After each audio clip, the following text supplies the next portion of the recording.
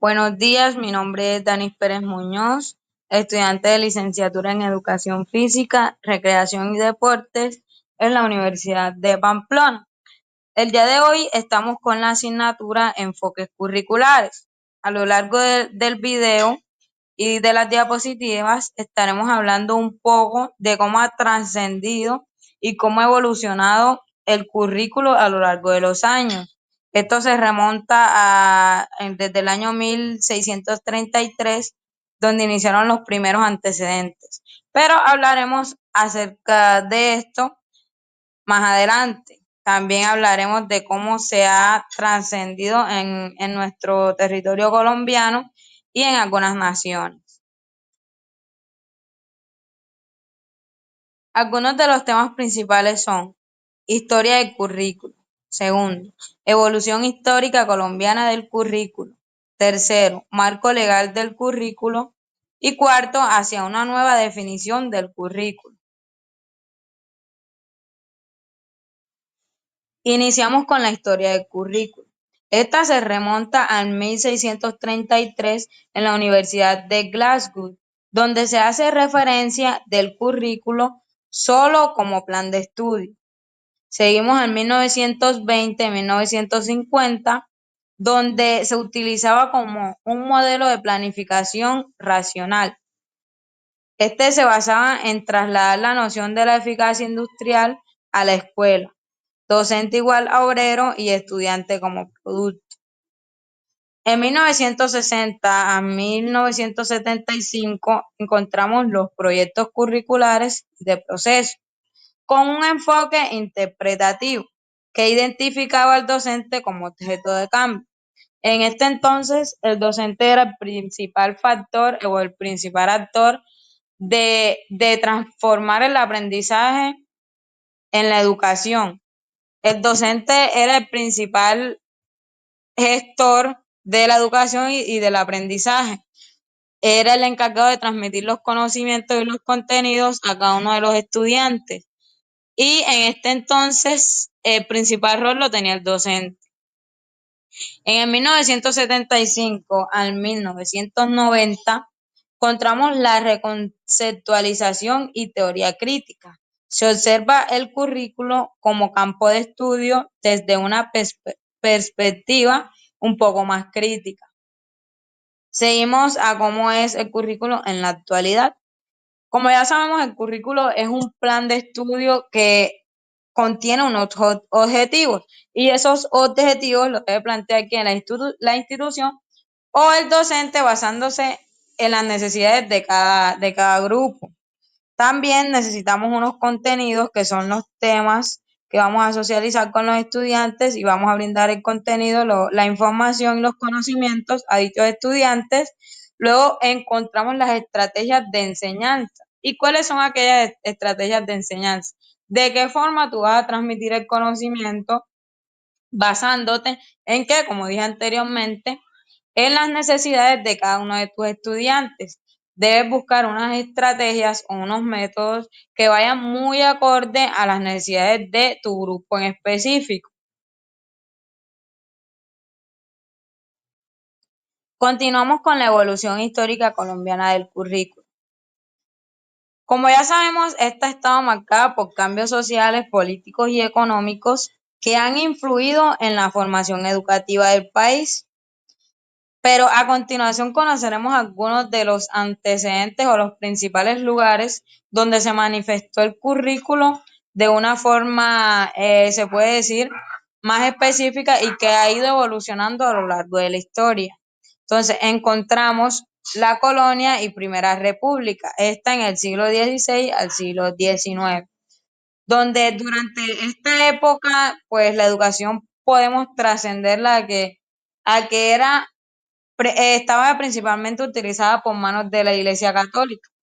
Esta se centraba en un enfoque de formación religiosa y la lectura de textos sagrados. Pero con la independencia y la llegada de la República, se inicia un proceso de secularización y se comienzan a establecer instituciones educativas más formales.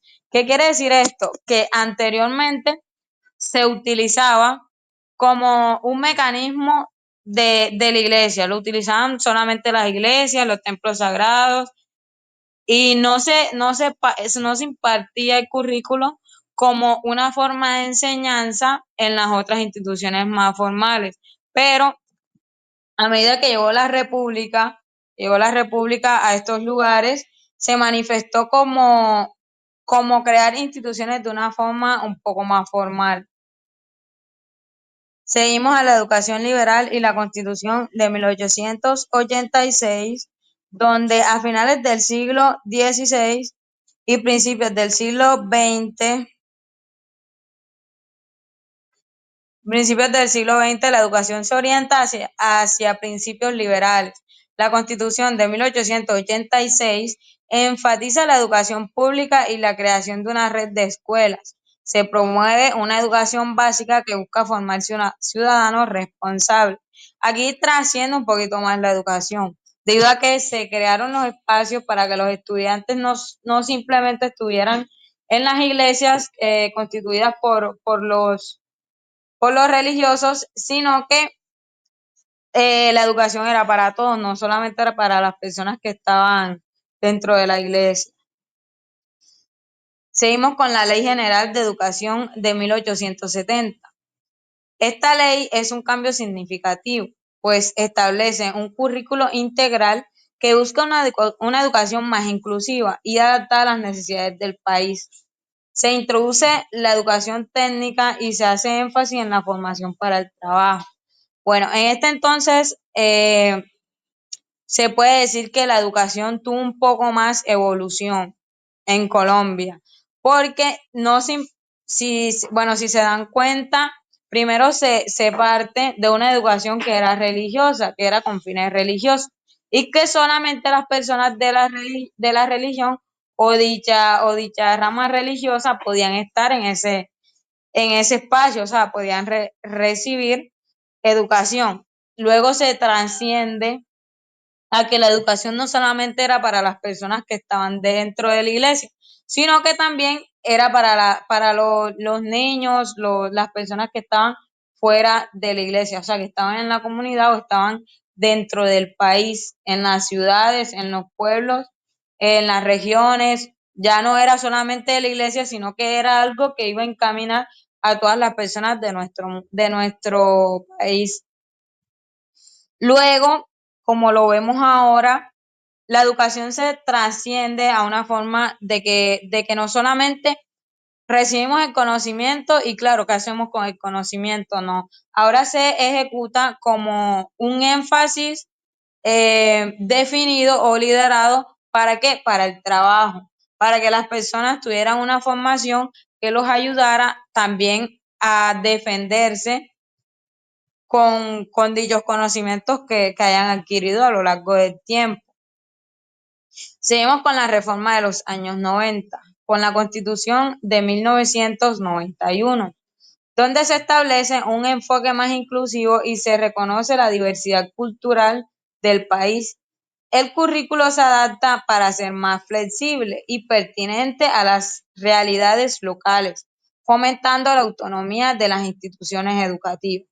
En este entonces tienen muy en cuenta la cultura. Y si podemos analizar, la cultura tiene un rol muy importante en la educación. La cultura, la cultura es educativa, la mayoría de las culturas son educativas. Y esto es gracias a que se trascendió y se volvió un poco más flexible y pertinente para las realidades locales. En la ley del 115 de 1900, la ley 115 de 1994, esta ley refuerza el concepto de currículo integral y promueve la educación para la convivencia y el respeto por los derechos humanos. Se promueve la participación de la comunidad en el proceso educativo. Seguimos con la propuesta del siglo XXI. Se han implementado diversas políticas educativas que buscan la mejor calidad de la educación, como el modelo de educación basada en competencias y la inclusión de tecnologías en el aula. Estos enfoques buscan preparar a los estudiantes no solo en conocimientos académicos, sino también en habilidades prácticas y socioemocionales. Sacando un pequeño resumen de todo lo anterior dicho, el currículo colombiano pues ha evolucionado de un enfoque tradicional a uno más inclusivo y flexible. Este se está adaptando a las necesidades de los diferentes contextos sociales y culturales del país, al igual que las necesidades de cada estudiante o cada uno de los integrantes que están recibiendo la educación. Seguimos con el marco legal del currículo.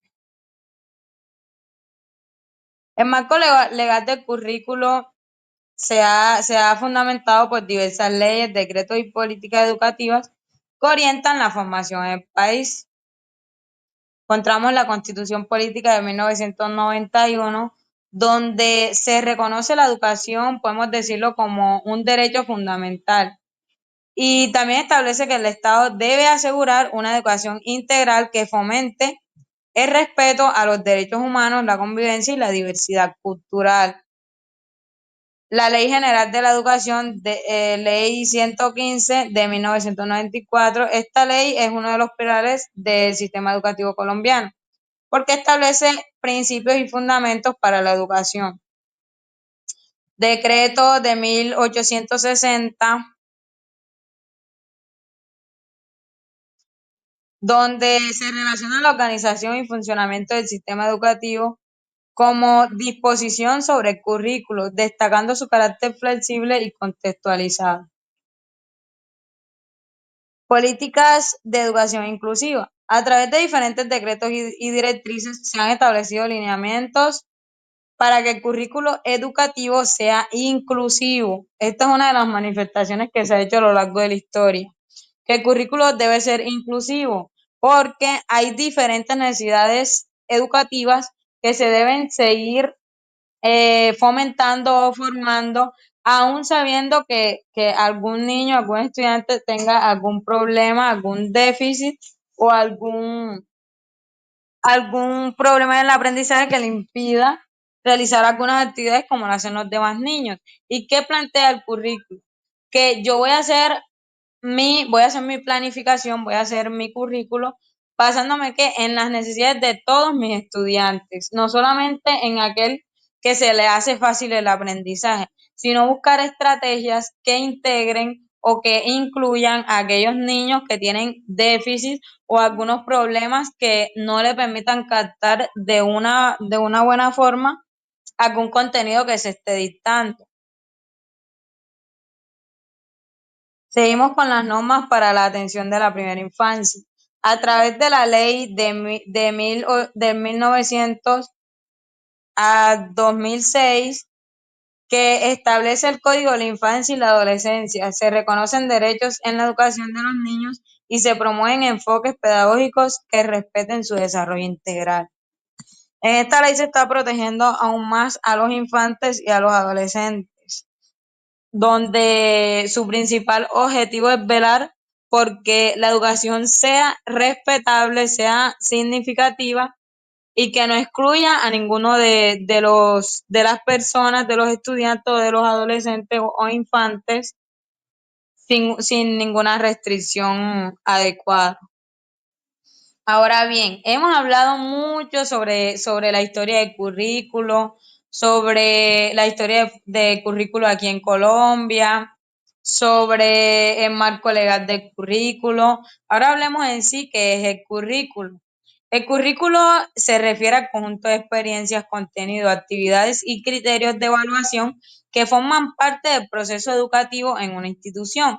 Es una guía que establece lo que los estudiantes deben aprender, las habilidades que deben desarrollar y cómo se evaluar su progreso. Entonces, ¿qué es el currículo?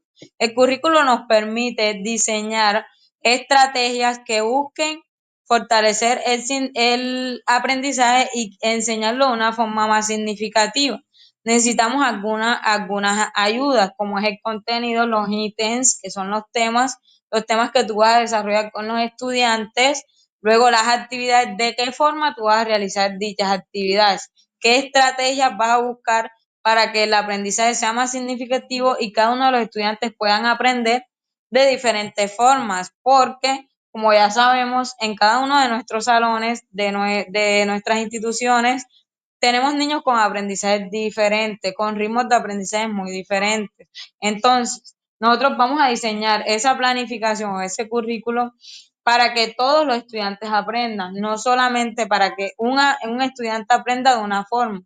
Si tengo diferentes estudiantes que aprenden de una forma distinta, por ejemplo, tengo 5 estudiantes que aprenden de forma visual, tengo 4 que aprenden de forma auditiva, 5 que aprenden de forma kinestésica. Yo debo buscar actividades que fomenten el aprendizaje del estudiante de la forma en cómo él aprende. ¿Y cómo lo voy a hacer? Buscando estrategias, métodos que ayuden a que ese aprendizaje sea un poquito más significativo. Luego, seguimos con los criterios de evaluación. Los criterios de evaluación lo vamos a hacer de una forma buscando mejoras. No solamente voy a calificar para obtener una nota mayor, no. Debo evaluar para saber qué necesitan mis estudiantes, en qué estamos fallando y qué debemos fortalecer. Entonces, la evaluación se debería hacer como una forma de mejorías, no una forma como lo decimos vulgarmente, de tachar a los estudiantes de malos y cuáles son los buenos. No debería ser de esa forma, porque nuestro objetivo es velar por el progreso de cada uno de nuestros estudiantes.